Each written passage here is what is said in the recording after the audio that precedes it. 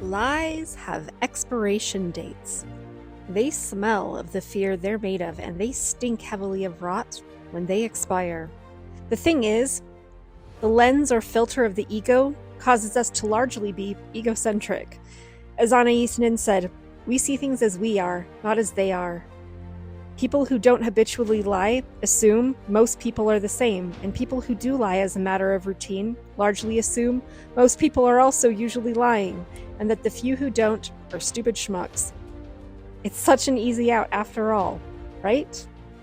That's because they don't have the foresight to recognize that lying is a short-term solution that is ultimately long-term self-sabotage. False narratives are stories crafted with lies. They only look convincing for a short period of time before they begin to stink. Then they require more and more lies to maintain.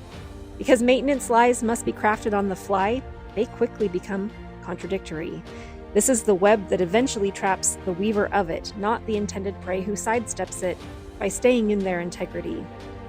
The people who tell these narratives are looking for source, literally.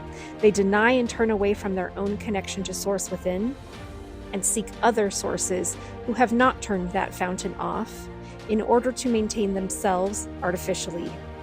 This is not sustainable because it is inherently parasitic, so they need many sources. This also includes people who give them some degree of sympathy as lesser secondary sources. This is also part of their downfall. Because in their short-sighted need for a fix of energy, they spread their lies, and since their objective is to convince rather than tell the truth as they see it, their narrative is crafted differently for each person they tell it to. So, while they keep repeating different versions, others begin to call out those inconsistencies. This can take time to snowball, but once it is gathered at tipping point of momentum, the ensuing avalanche buries them. And because they keep getting away with it, and addictive behavior is what is driving these choices, they cannot stop themselves because they think doing more of the same will dig them out of the hole they made, truly validating the definition of insanity. To quote Like Water for Chocolate, quote, "The simple truth is that the truth does not exist. It all depends on a person's point of view," close quote. And that is true. But when we tell our truth as honestly as we see it, we stand in our integrity, and we aren't trying to convince those who are committed to misunderstanding us. We aren't looking to tailor a narrative circumstantially, and we're usually open to other perspectives offered in good faith when they aren't intending to invalidate or gaslight our experience. We are speaking from a place of self-love and self-loyalty, and we do that in spite of our fear, not because of it. This keeps us and our narrative in its integrity. Love and truth ring differently than the snaky, hazy, confusing rot of lies. There is a clarity. There is heart resonance. It rings as differently as a note that is in tune and one that is sour. Even in a symphony, one instrumentalist being out of tune will create a different resonance than when all are in tune.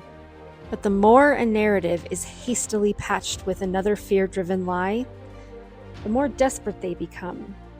The obviously more out of tune each lie becomes, and it's contrasted with contradictions against the previous ones.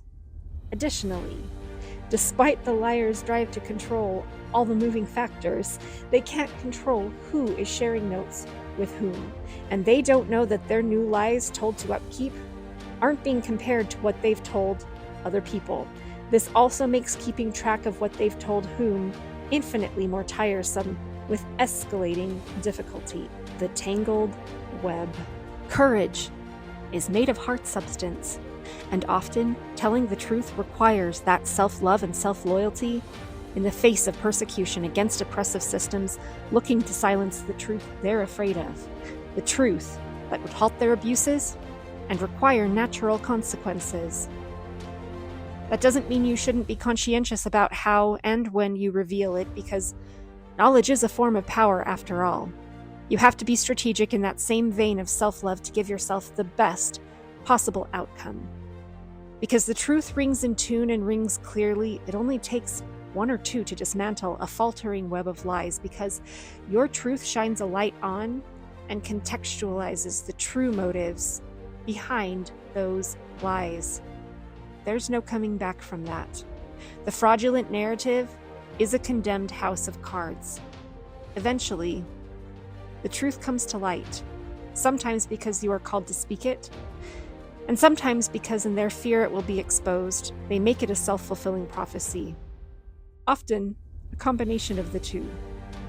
Either way, when you are in your integrity, you are integrated, which makes you and your beingness structurally sound. You are owning your light and your darkness, and you are taking responsibility for all of it. That is the source of true inner strength and power. And that gives one the courage to tell their truth.